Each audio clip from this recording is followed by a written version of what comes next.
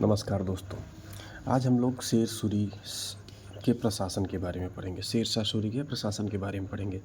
शेरशाह सूरी का प्रशासन मध्यकालीन भारत में एक महत्वपूर्ण भूमिका निभाता है, जिसके कर कमलों पे कहा जा सकता है अकबर ने जो अकबर था उसके पद पर्यंत उसने उसका शासनकाल टू कॉपी किया था इस तरह से।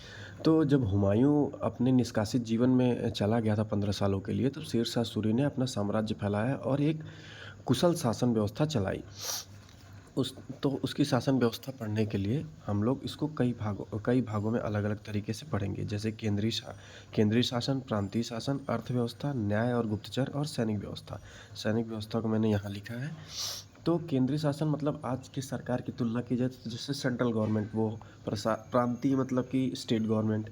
ये अर्थव्यवस्था तो आप लोग समझ ही रहेंगे, न्याय और गुप्तचर। तो हम शुरू करते हैं केंद्रीय शासन के बारे में। केंद्रीय शासन में मुख्य क्या था? सब शक्तियाँ जो विकेंद्रित थी वो सुल्तान के पास थी। मतलब सुल्तान ही सबसे बड़ा किंग था। वो न्यायिक तौर से देखा जाए या फिर राजनीतिक या प्रशासनिक, जैसे भी वो जो सुल्तान था वो सर्वोपरि था। एक तरह से कह सकते हो वो जनरल था सेना का। या अर्थव्यवस्था में भी सुल्तान मतलब सभी शक्तियाँ सुल्तान में निहित थी। उसने एक दीवाने वजारत उसका गठन किया था। उसमें लगान और राजस्व उस विभाग में लगान और राजस्व देखा जाता था। दीवाने वजारत विभाग में क्या होता था? लगान और राजस्व देखा जाता था। दीवाने आरिज में क्या था? वो सैन्य संगठन से संबंधित था। सेना में क्या होगा, क्या नहीं होगा, कैसे क्या, वो दीवाने आरिज में होगा। दीवाने रसालत में क्या होगा? विदेशी मामले।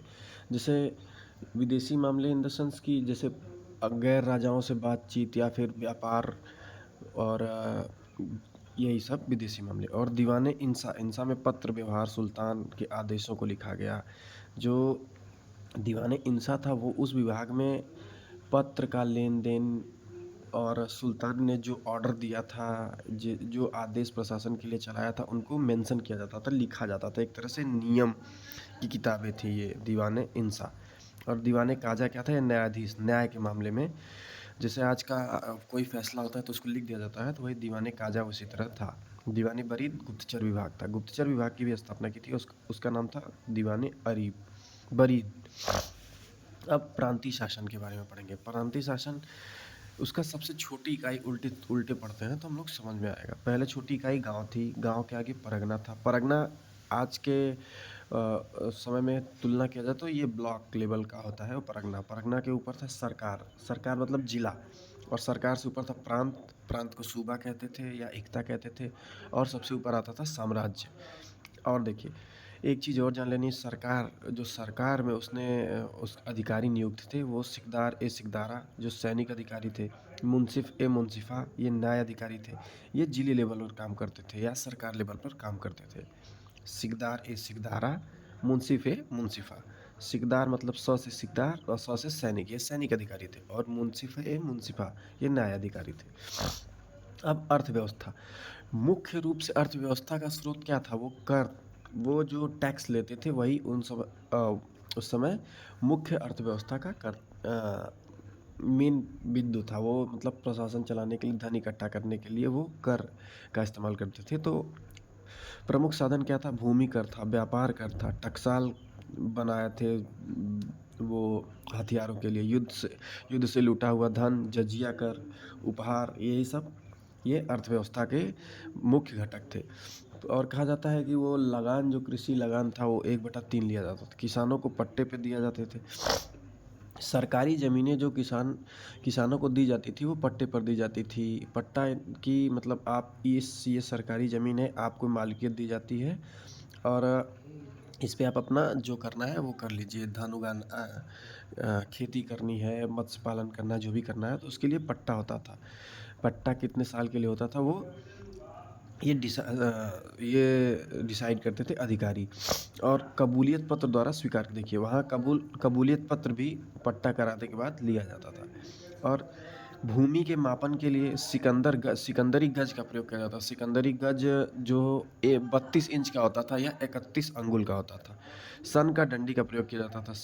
पुराने सिक्के उसने बंद किए, उनकी जगह चांदी के रुपए 180 ग्रेन उसका वजन था, तांबे के दाम 380 ग्रेन उसका वजन था। टकसालों की संख्या, जो टकसाल मतलब जहाँ सिक्के बनते हैं, वो उनकी संख्या 23 थी। अब न्याय और गुप्तचर। न्याय और गुप्तचर, सुल्तान सबसे बड़ा न्यायाधीश था, मैंने पहले ही बताया था केंद्रीय शासन में, और सुल्तान सबसे बड़ा न्यायाधीश था। सुल्तान उल अदल की उपाधि उसने ली थी, और न्यायप्रिय शासक था, पर विधान कठोर थे। वो न्याय को प्राथमिकता देता था, लेकिन जो उनके शासन में दंड विधान थे, मतलब गलती पे वो दंड थे, वो कठोर थे, इसीलिए उसका शासन इतने अच्छी से चला। मुंसिफा की चर्चा मैंने पहले की थी। वो न्यायाधिकारी था, न्याय का काम करता था। देखिए यहाँ मैंने बताया था ना, प्रांतीय शासन में, तो ये मुंसिफा किस लेवल पर काम करता था? सरकार लेवल पर, वो जिला लेवल पर। सूचना के लिए गुप्तचर नियुक्त किए थे। सड़क और सराय जो जीटी रोड है आज का, ग्रैंड ट्रक रोड, जो तब बंगाल से पाकिस्तान तक जाता था, वो इसकी मरम्मत किसने कराया था? शेरशाह सूरी ने कराया था।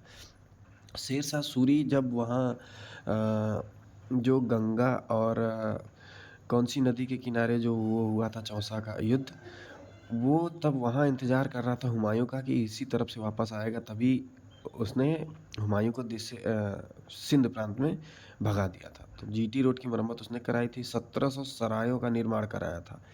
सराय जानते हैं? सराय मतलब जहाँ आजकल आश्रम होता है, जो यात्री होते हैं या व्यापारी होते हैं, उनके लिए सरायों का व्यवस्था किया जाता है कि यहाँ रुक के आराम कर सके, खाना बना सके अपनी।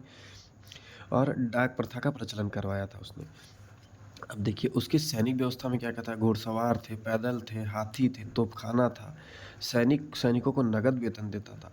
हाँ, एक क्वेश्चन आप लोग कमेंट में बताइएगा, सैनिकों को नगद वेतन देना सबसे पहले किसने प्रारंभ किया? वो सल्तनत काल में, मैंने आपको बताया था। घोड़ों को दागने और हुलिया व्यवस्था, ये भी सल्तनत काल में मैंने बताया था। ये किसने शुरू किया था? घोड़ों को दागने और हुलिया की व्यवस्था। ये सैनिक व्यवस्था में उसकी चीज़ें हैं जो हमको जाननी चाहिए। सैनिक को नगद वेतन देता था, घोड़ों को दागने की प्रथा थी, और हुलिया व्यवस्था थी। हुलिया मतलब ड्रेसअप, आज का जो जैसे स्कूल यूनिफॉर्म होता है, वैसे ही हुलिया व्यवस्था थी। शेरशाह सूरी ने अलाउद्दीन खिलजी की पद्धति को जीवित रखा। अलाउद्दीन खिलजी की पद्धति यही थी, जो सैनिक को नगद वेतन देना, घोड़ों को दागना और हुलिया व्यवस्था। लेकिन आप लोग कमेंट में ज़रूर बताइएगा। और शहर और इमारतें, उत्तर पश्चिम सीमा उसकी थी रोहतासगढ़ नामक दुर्ग बनवाया। उत्तर, जैसे NEWS। अब देखिए उत्तर पश्चिम मतलब नॉर्थ वेस्ट, इस साइड में उसने रोहतासगढ़ नामक दुर्ग बनवाया। कन्नौज नगर की जगह उसने शेरसूर नगर बसाया। कन्नौज नगर की जगह उसने शेरसूर नगर बसाया। पटना नगर की स्थापना की, जो पटना बिहार की आज राजधानी है, उस नगर की स्थापना किसने की? उस शेरशाह सूरी ने की।